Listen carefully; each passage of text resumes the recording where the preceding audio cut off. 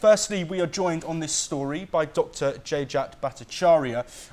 Thank you, Dr. Bhattacharya. We're looking at a race across the globe to sort of harness AI and become the world leader.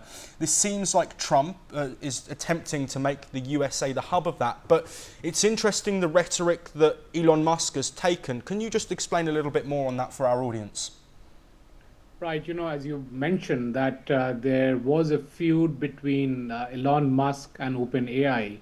So the fact that OpenAI is part of this proposed Stargate initiative of the US President Trump, clearly that seems to have raised the heckles for Elon Musk. Now, if you look at the maths that Trump is pointing out, that out of the $500 billion that is being proposed to be invested into Stargate, there is only about $10 billion that is available. Now, the way the Stargate has been constructed or structured is that there will be an initial $100 billion investment, which will then scale up to $500 billion, and over a period of time, it will scale up to $1 trillion. So clearly, it's a phased input that's going to come in. Now, if you break down in the first 100 billion, the investors include Microsoft, MGX, ARM, which is a chip maker, NVIDIA, Oracle, and so on and so forth, and OpenAI and SoftBank, right? Out of which Microsoft itself has committed to 80 billion, and Satya Nadella, the CEO of Microsoft, has gone on record saying they're good with their 80 billion. And if you add another 10 billion of SoftBank and then everybody else, MGX has promised $100 billion.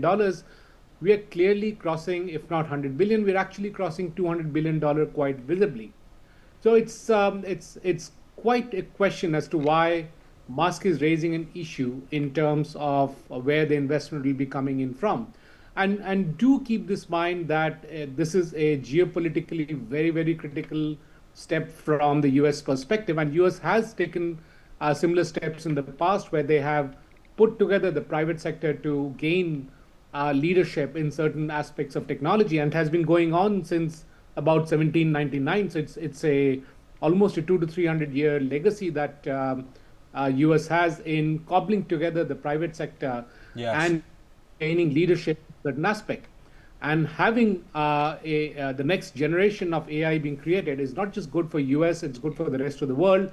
As long as I'd like to pick up on that and the importance of AI. Sorry to interrupt you there. We go to our next guest, Mayurakshi Das, who is the founder and CEO of Elixir AI.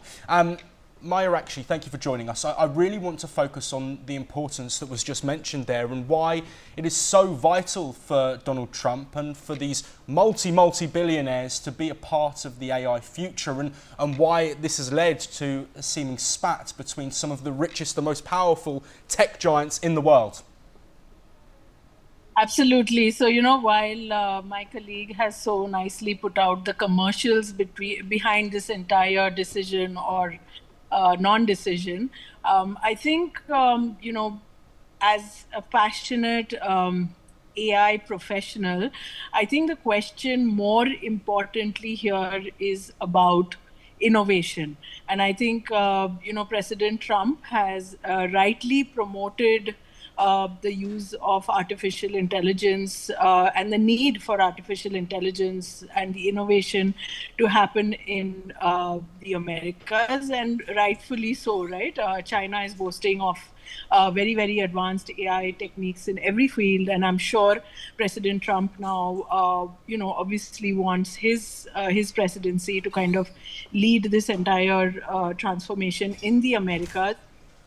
My only concern here is that while the toppest businessmen fight over this issue of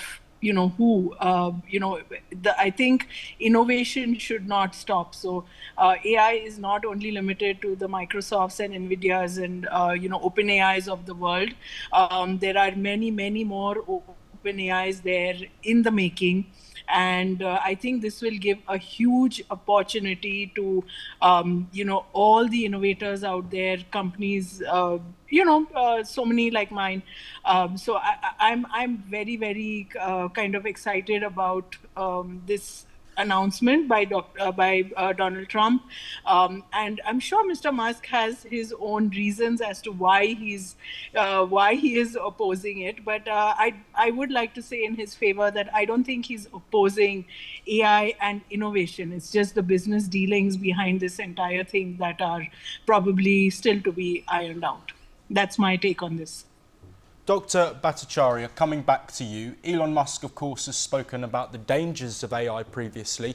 If it gets into the wrong hands, do you think this is him saying that he wants to be a part of shaping that future? Or, like previously mentioned, do you think this is a purely business and financial sort of debate which he sparked?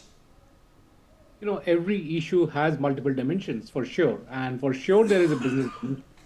But also, AI is almost like a democratized nuclear bomb, if I can put it in that fashion. Obviously, this is an extreme statement, but it just brings out the possibility that we have with AI. It's immensely helpful for humanity.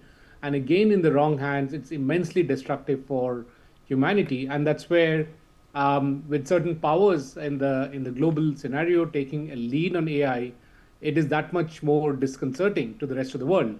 And therefore, coming back to Elon Musk's statement, it is important that we develop AI in a manner that it is under the control of the right set of hands, because at the end of the day, you basically need some compute power once algorithms are created. Much of it would be available in open source, and you can use it for purposes which could be quite destructive. And if you use it for the right purpose, then obviously there is a significant amount of business benefit that will be coming to corporations and individuals who will be in. Dr. Bhattacharya, thank you very much for joining us there. Also, thank you to Maya Rakshi Das.